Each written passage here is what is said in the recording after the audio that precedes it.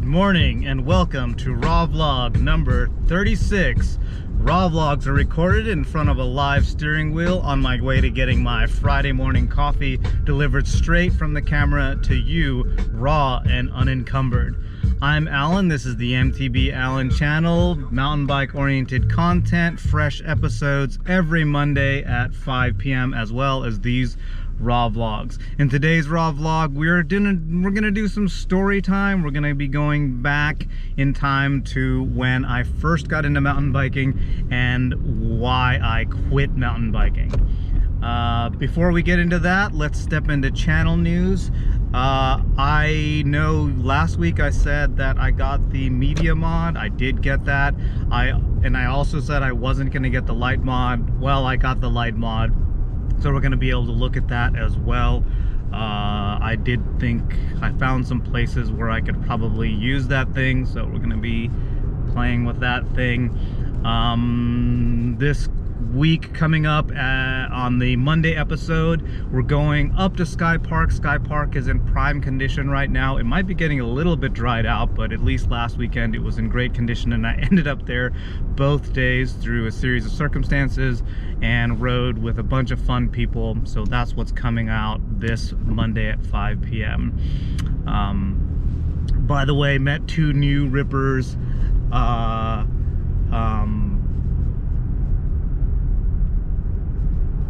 Spencer and Jonas. Sorry, Jonas, I keep forgetting your name because I already know another Jonas who's another ripper on a mountain bike, and for whatever reason he has the primary slot for Jonas who rides mountain bikes, so it'll always take me a moment to remember your name. So I met up with Spencer and Jonas, or met Spencer and Jonas up there, and had a really good time. You may have seen a clip on one of my recent Instagram posts. In any case, let's get into Stoke of the Week. Stoke of the Week, actually I've got two this week. It's been, well, okay, one of them is just about this last week, and I already talked about it a little bit. Meeting new riders and rippers, and just, it's cool. You can ride the same trail with different people, and for me anyway, it's like, it's a different trail depending on who I'm riding with. And I know like riding with Jonas and Spencer made some of those trails up at Sky Park brand new for me, so that's stoking me out. I mean, and that happened kind of connected to my general thing of just being a little bit more open to riding with people on the trail that I don't know and just throwing people into a train. Sometimes that works, sometimes it doesn't. In any case, nothing lost, nothing gained, nothing risked, nothing stuffed. So the other piece of the other Stoke of the Week is really kind of goes back further than a week, but something that I really just kind of realized this last week is that since I've been back on the bike, the it's almost like I've had like a little micro version of my initial getting into mountain biking, of like, you know, my very first like dipping my toe into it and coming into it scared, and riding trails that for me now are like are beginner trails, but at the time were like really scary to me, and how that's happened like over a period of a couple of months for me now. It's all like kind of packed in together, and feeling that progress really quickly has been pretty nice. That's my Stoke of the Week. I don't know if there's stuff I forgot, but that Stoke of the Week is really kind of what got me to think about that beginning phase. And so, yeah, I quit mountain biking pretty hard. I never wanted to look at a mountain bike again, and I had no intention of ever getting on a bike on the dirt for a long time. And I'm going to tell you that story. So we're going to have to go about 13 years back to 2007. In 2007, I had been doing like, not road biking, I was like city biking. So I had like a single speed, I had a fixed gear. Yes, I had a fixed gear. I also had tight jeans, so deal with that. Yeah, got that picture? Cool. So I was riding bikes a lot, commuting and just kind of doing that sort of riding. And then I had a couple of buddies who were really into mountain biking, and so I was like, oh, I'll try this thing out, mountain biking. And looking back on it, I guess these buddies were more into what you would call bike packing or adventure biking or adventure mountain biking, because one of the first rides that I did, I think the earliest ride I remember, was from Redlands to Morton Peak, spend the night, and then from Morton Peak to Angeles Oaks, and then all the way back to Redlands that next day. So to give you an idea, in case you don't know the area, from Redlands to Morton Peak, it's about 32 miles with around 3,200 feet of climbing. And by the way, we started at like, I don't know, 8 at night or something like that. Maybe not 8 at night. We started at night, so I think I was borrowing lights. No, I had lights from like, but they were like the kind of lights you would use on the road, not mountain biking lights.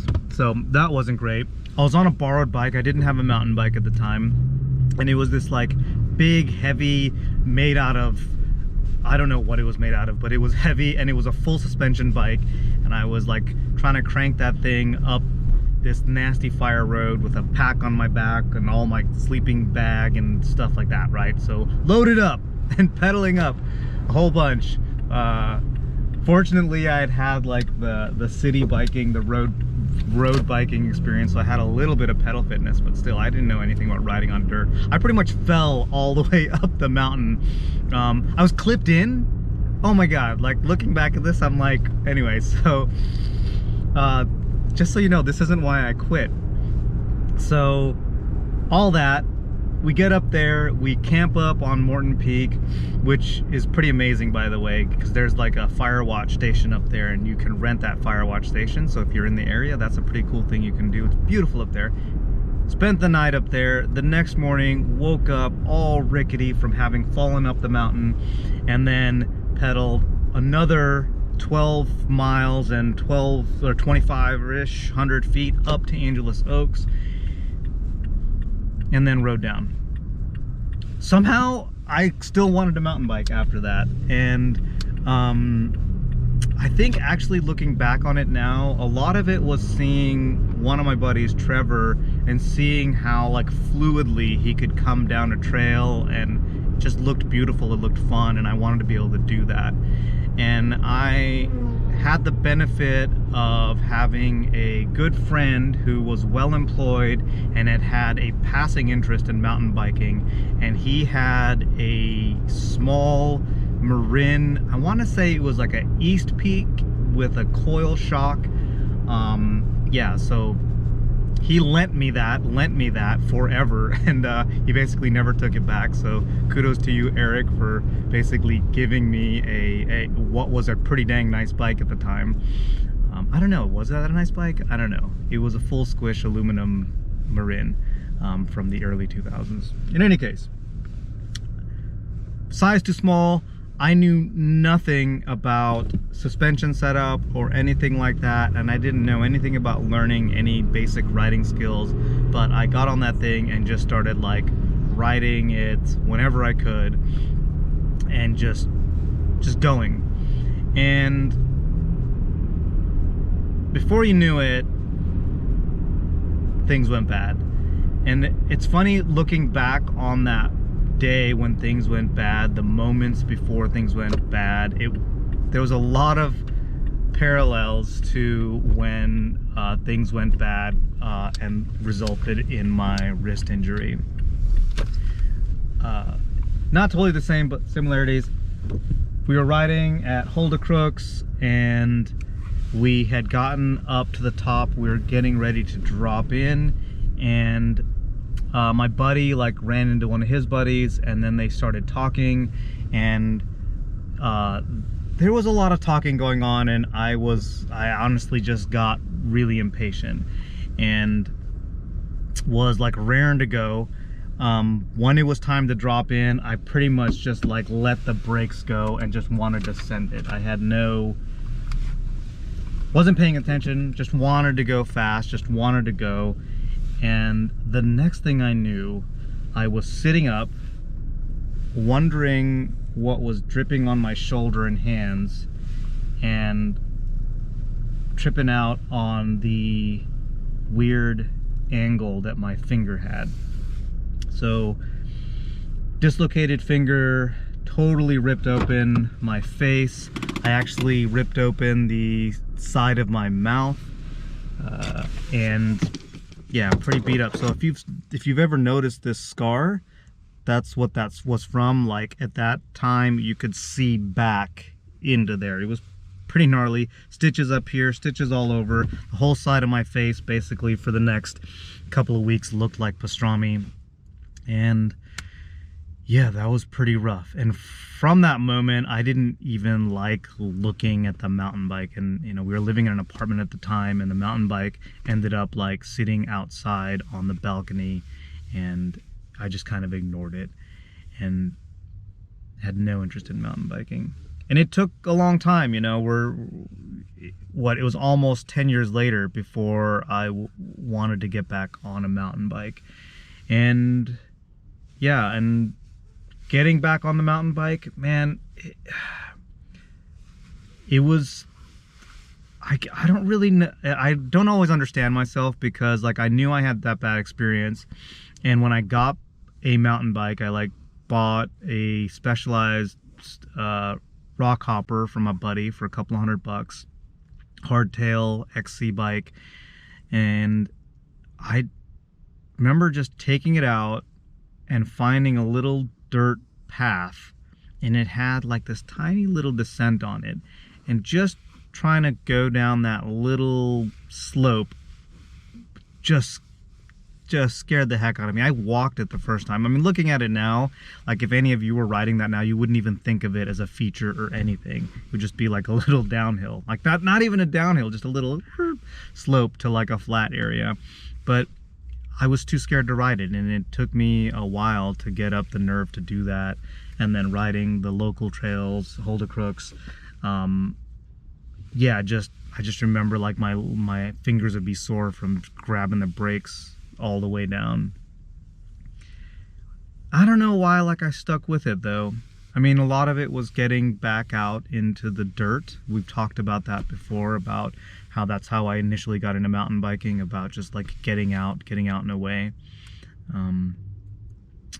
But yeah, I don't know, there's not really a point I'm trying to get to. I just wanted to tell you that little story about like when I got into this back in 2007, and how to some degree it's a little bit unlikely that I'm back into mountain biking. But I'm stoked that I'm back into it.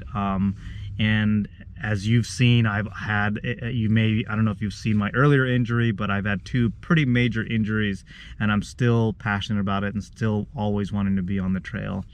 So yeah, maybe I think one of the messages could be like, what was the difference between then and now? And I would say the major difference between that, like where I was at during that first crash and where I'm at now, or during these last couple of injuries, is connection to the community.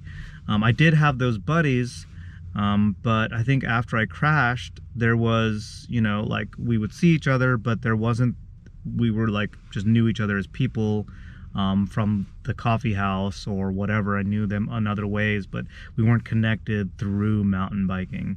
And I think that was one of the major differences. I think also I wasn't getting the same level of joy out of riding at that time. I'm getting a lot more joy out of riding now. And I think also just generally the mountain biking community where it is now compared to where it was at back in 2007 is a little bit different. It's a lot different, I would say. So yeah, I'm stoked on that. I'm stoked to be back in mountain biking. Hope you dug the story. If you dug it, hit that like button. Let me know you dug it. Help support the channel. Hit that subscribe button and get new episodes every Monday at 5 p.m. Hope you dug this raw vlog. See you next week.